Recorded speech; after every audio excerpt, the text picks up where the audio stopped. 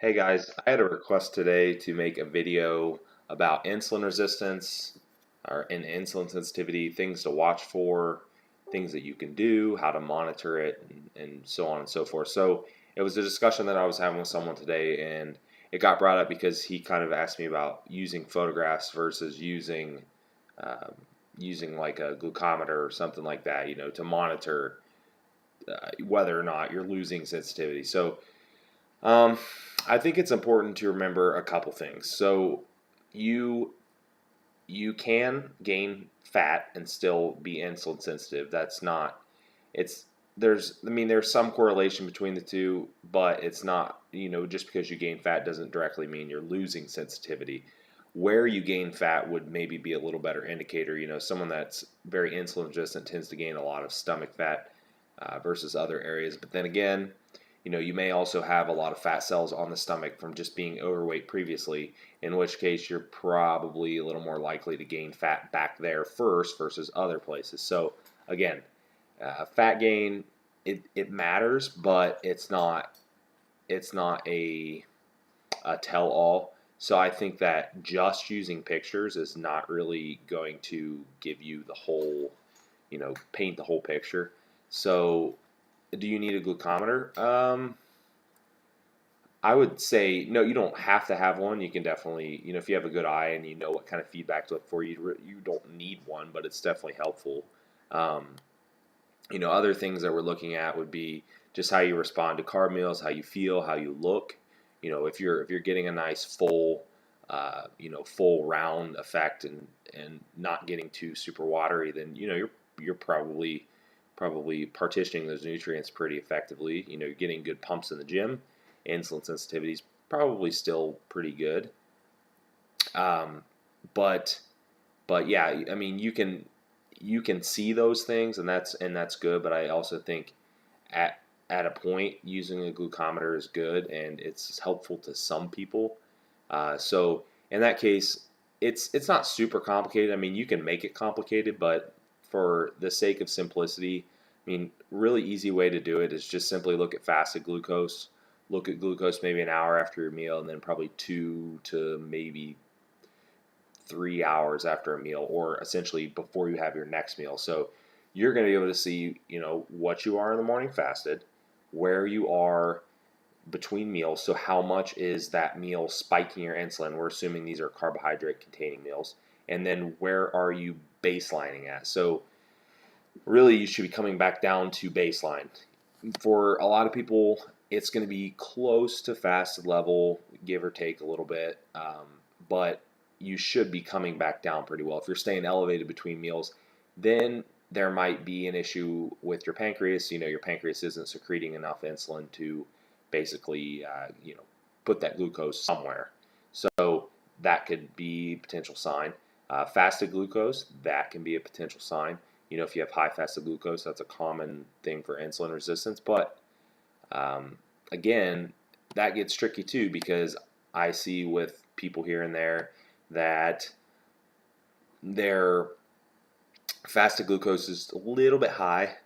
Not, nothing dangerous, nothing that's even in diabetic range or anything like that, but maybe a little bit higher than normal. But their insulin between meals and response to meals is perfect.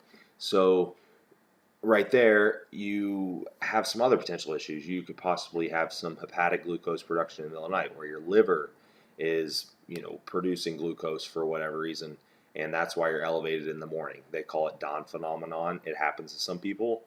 Um, there's you'll you'll see some different opinions on it, whether it's bad or good. Sometimes for some people, it's just an indicator that diabetes might be coming later, but um, maybe not. So that, take that for what you will. That can happen. I mean, the main thing there is to make sure your liver's healthy. That could be contributing to it. So if you're someone that notices your liver numbers are off a lot in blood work, and you have those, that high morning glucose, that dawn phenomenon, there could be a correlation between the two.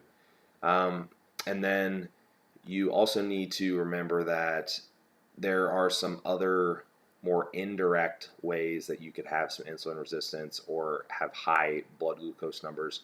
One that I see here and there is just bad, gut chemistry, bad gut flora. The balance is not good, and that's not something that you can really look at in a person and tell unless they have a lot of digestive problems. You might be able to put the pieces together and see that, but that's something that I would, if I'm narrowing down things, and I might come upon that conclusion that there's maybe a bacterial infection or just the gut microbiome is really bad, and that's causing some insulin resistance. That can happen.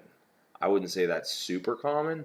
I mean, commonly insulin resistance is going to be from too many carbohydrates for too long of a period. Really, I mean that's really where it comes from. It's for most people because we're trying to perform in the gym, we're trying to get bigger, gain muscle, eating excess calories, and etc. So that's normally where it comes from. But don't discount those other things if you kind of narrow down everything else.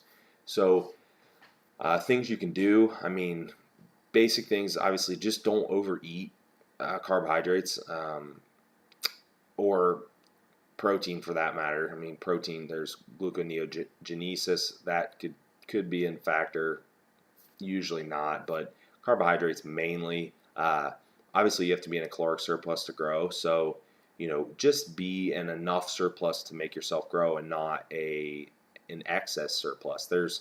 Your body's only going to gain muscle so quickly. So, consider that. And then you do have other macronutrients. You can still get calories in from fat and calories in from protein. So don't think that, you just have to increase carbohydrates, and that might not be the best route. Nutrient timing, that's come about a lot in the past.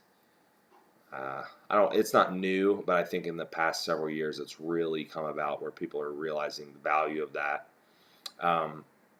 So, timing your nutrients properly. And I'm not going to go into depth, super in depth about each individual topic here, but these are some things you can do. So, glucose disposal agents, those are big. A lot of people use them. They're helpful to a lot of people.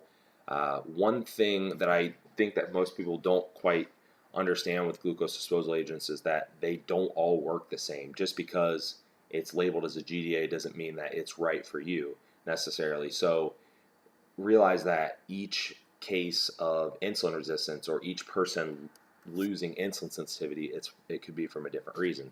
If you're one of those people that has that hepatic glucose output, there are actually GDAs that are more specific to the liver side of things, whereas there's some that are more specific to muscle, and there's some that are overall just they acutely lower blood sugar. I mean, you take them and you literally can check your blood sugar and they lower your blood sugar. So you just have to realize that not all of them are the same and make sure that you're using them for the right reasons. I mean, you have stronger GDAs, something like metformin, the diabetic drug metformin. A lot of people use it. It's not really going to acutely lower blood sugar. People don't really go hypo from metformin, whereas it's great for insulin sensitivity. It's commonly used. It works really well for a lot of people, but it's not, you're not going to really go hypo from it, like I said. So different mechanism there. So yeah, GDAs as a whole, realize what they do, how to take them, when to take them, and so on and so forth. Obviously exercise, that's a big one. I mean, exercise makes your tissue more sensitive to insulin. That's, I think most people know that. Hence why people like to take in carbohydrates post-workout. That's been around forever.